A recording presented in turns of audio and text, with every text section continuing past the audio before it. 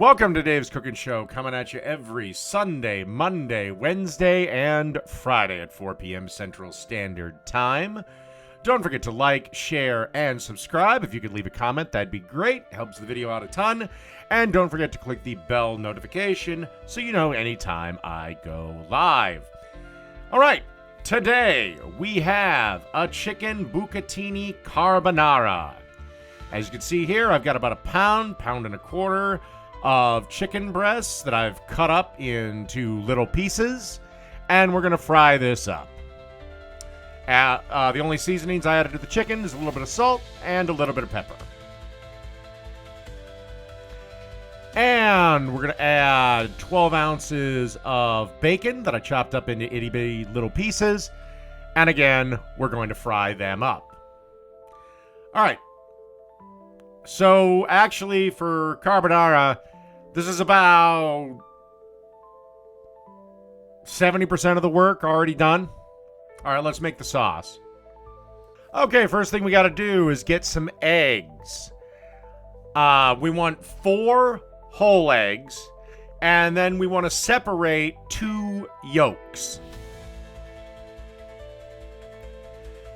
And that's pretty much what we need for the eggs.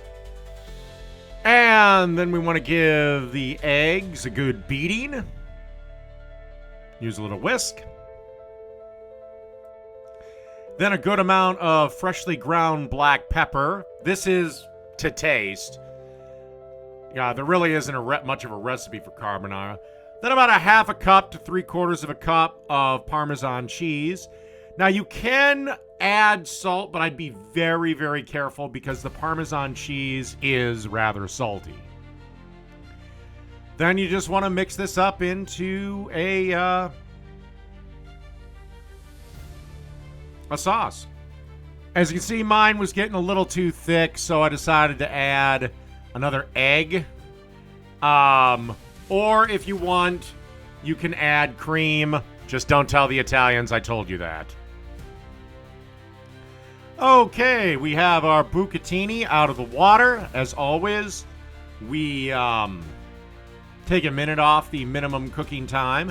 And this is the only thing you got to be kind of tricky with carbonara.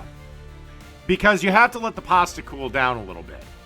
Because if you add it too early, if you add the sauce too early, you just end up making, for lack of a better term, scrambled eggs. You don't get that nice, creamy consistency that we want.